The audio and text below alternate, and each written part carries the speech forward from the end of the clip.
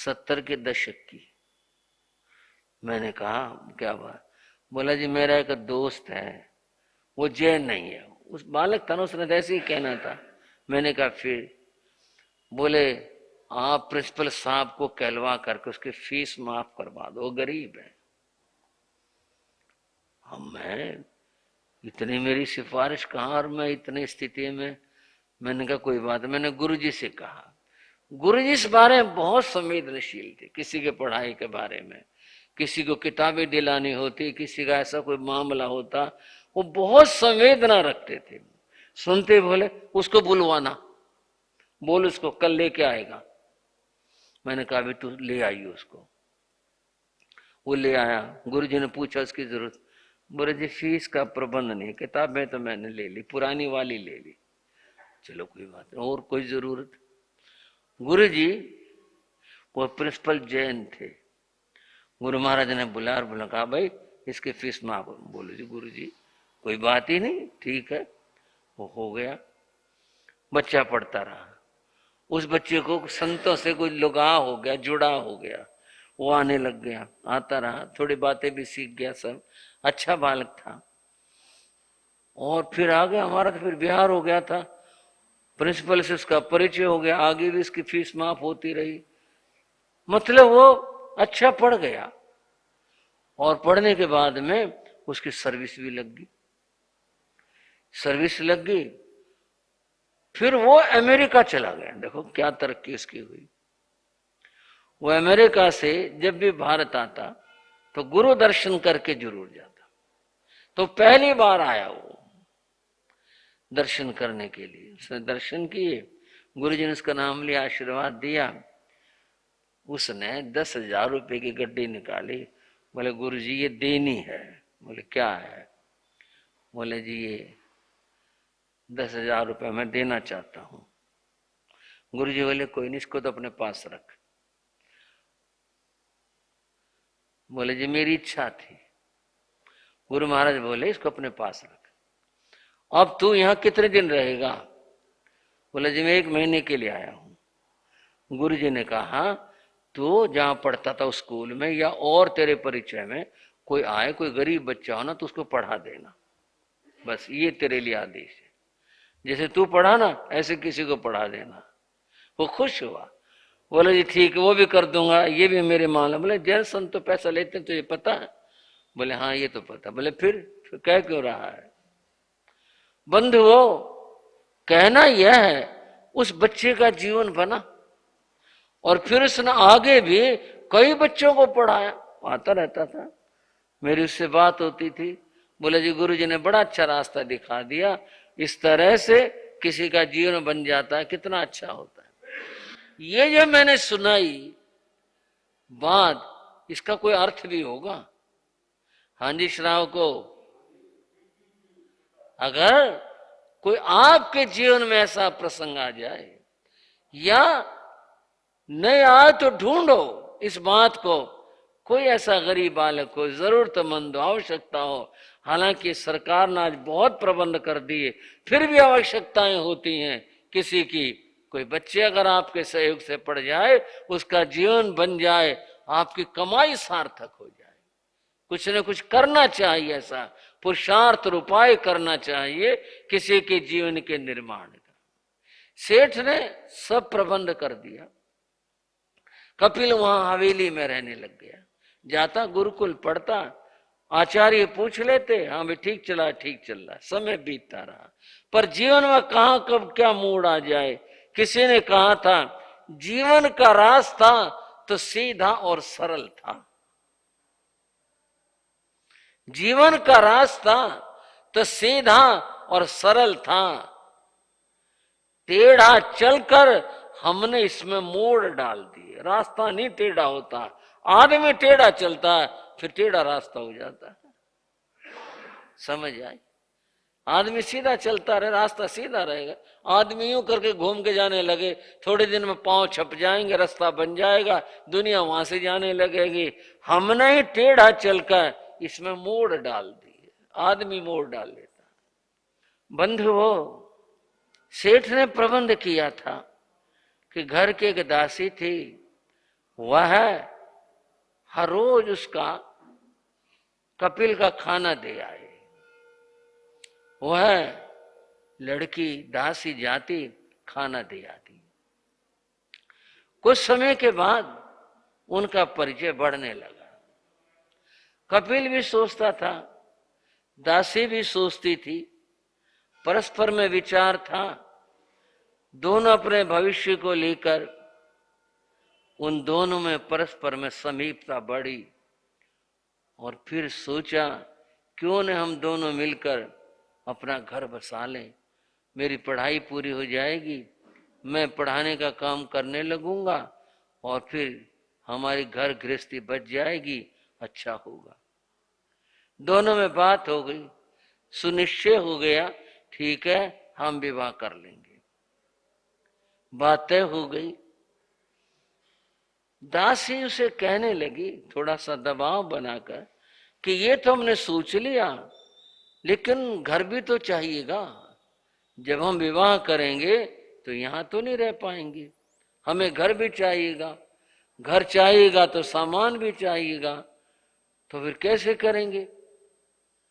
वो बोला, हाँ ये तो सोचने की बात है, मेरे पास तो धन की व्यवस्था नहीं है, मैं तो इन्हीं की रोटी खाता हूं, मेरे पास तो कुछ नहीं है।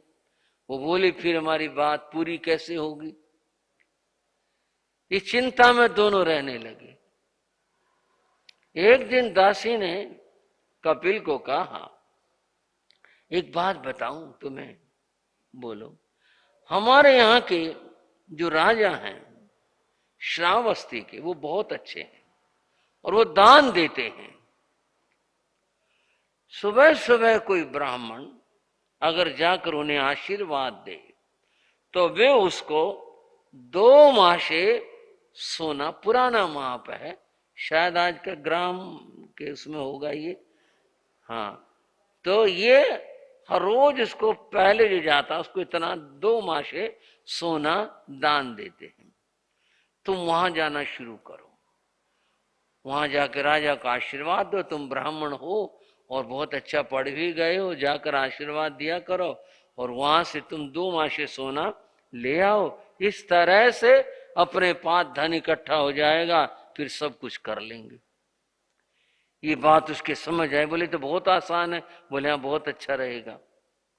तो तय हुआ, कल से मैं जाना शुरू करूंगा।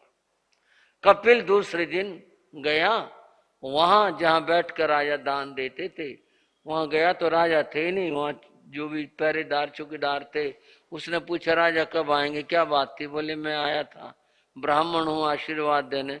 बोले वो तो कोई आ चुका है, वो तो दान ले जा चुका है। बोले अच्छा चलो, वापिस आ गया।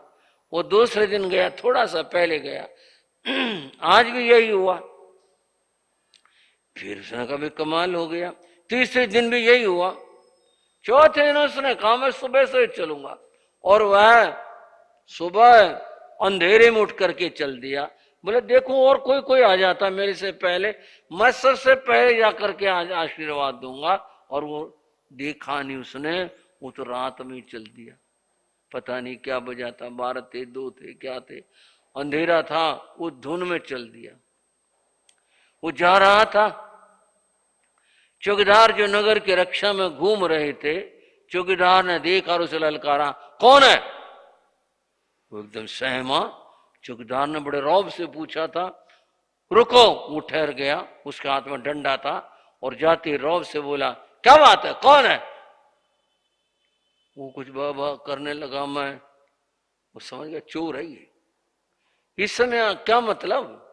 और ये ठीक से उत्तर नहीं दे पा रहा। वो घबरा गया तो उत्तर नहीं दे पाया और चौकीदारों से पकड़ लिया। वो कहता रहा, उसने नहीं सुना। वो पकड़ के ले गया, थाने जाके दे आया। बोले ये रात को चोर है कोई और ये फिर रहा था, ये पकड़ा है। पुलिस ने उसे पकड़ लिया और हथकड़ी लगा दी, उसको रोक दिया।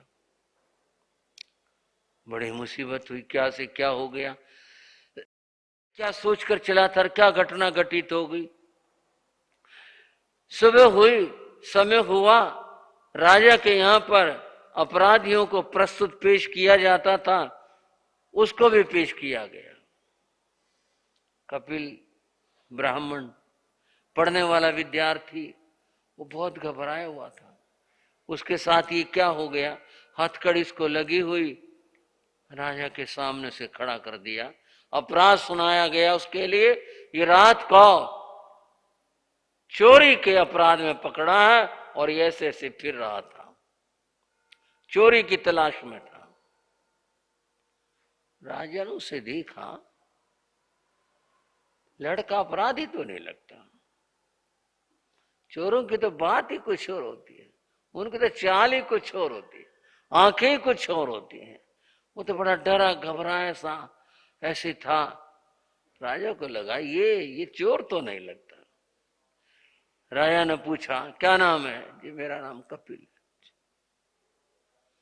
देखो बात सुनो, अगर तुम सारी बात सच सच कह दोगे कि कहां चोरी करने जा रहे थे और चोरी क्यों करते हो, क्या बात है, सच सच कह दोगे छोड़ दूंगा, इस शर्त के ऊपर आगे कभी चोरी नहीं करोगे। और अगर झूठ बोलोगे और तुम्हारी बात पता चल गई, सारी उम्र के लिए जेल में सड़ोगे। जो बात है सच सच कह दो। उसकी आंखें टपक गई। बोले महाराज मैं चोर नहीं हूं और मैं चोर भी हूं, दो दो बात करते हो? बोले हाँ जी, चोर तो मैं इसलिए नहीं हूं, मैंने जीवन में कभी चोरी नहीं की, किसी की चीज नहीं उठाई, किसी का कोई माल नहीं उठाया मैंने, फिर मैं चोर नहीं हूं। लेकिन एक और बात है, मैं चोर भी हूं। वो कैसे? उसने सारी अपने जीवन की बात बता दी कि मैं तो ऐसे ब्राह्मण का बेटा हूं, यहाँ पढ़ने के लिए आया था और हमारे पंडित जी ने मेरा पढ़ने का प्रबंध सेठ जी कर दिया और मैंने बिना अपनी माँ की अनुमति के, बिना अपने पंडित जी की अनुमति के, बिना सेठ की अनुमति के चोरी से इस प्रकार की योजना बना ली। उस कन्या के पक्ष का भी कोई नहीं, और मैं ने जो कुछ ये योजना बनाए विवाह के, घर बसाने की, मैं इसलिए चोर हूं, मुझे ऐसा करना नहीं चाहिए था। अच्छा और कोई बात नहीं? बस इतनी बात। मैं चीज चुराने वाला चोर नहीं हूं, लेकिन जो कुछ ये हुआ ये सब चोरी से हुआ, इसलिए मैं चोर हूं। आप मालिक हो, स्वामी हो, जैसी आपकी इच्छा हो।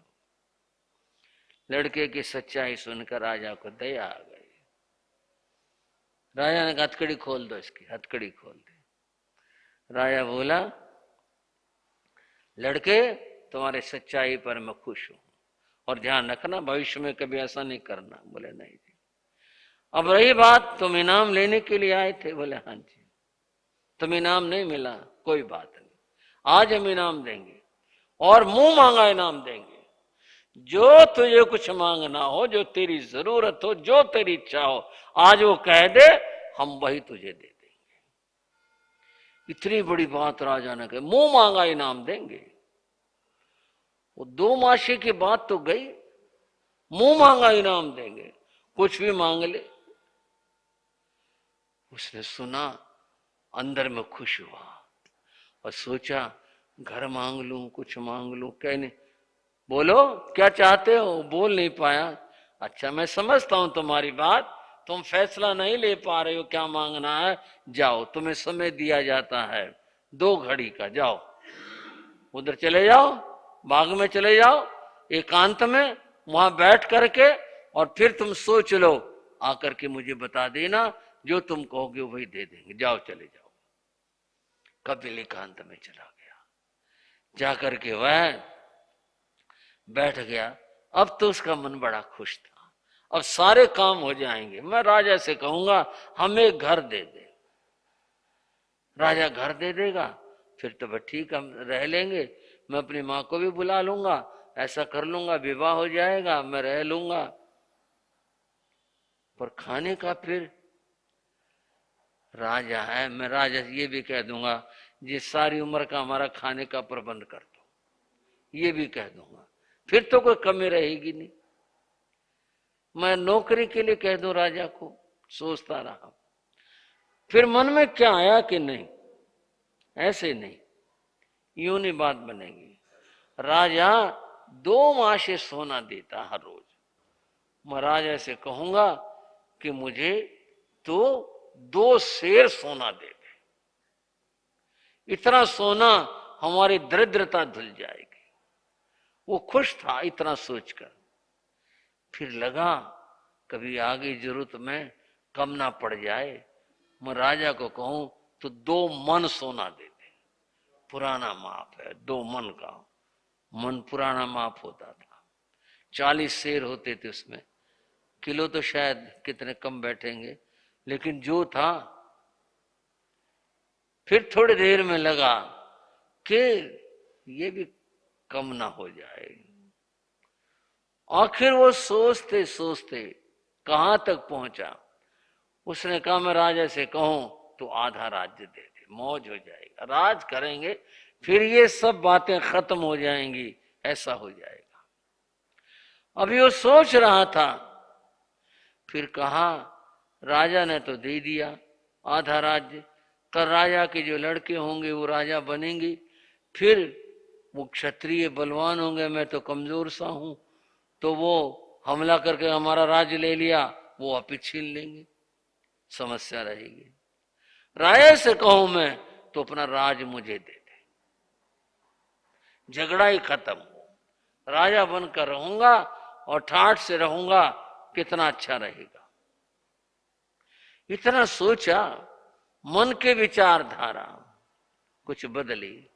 कपिल तुझे शर्म नहीं आएगी, ये कहते राज दे दे, राजा ने तो तेरे पर इतनी दया करी, अगर तो जेल में डाल देता तो क्या कर लेता, उसने तो इतनी बड़ी बात कही, और तू ऐसा है यूं कहता राज मुझे दे दे, शर्म के बाद नहीं आधा ठीक है। फिर लगा नहीं राज नहीं मांगना चाहिए, वही ठीक है, मैं राजा से कहूं तो मुझे 2 मन सोना, राजा के क्या कमी है, कितना सोना होगा इसके पास में, वो दे दे।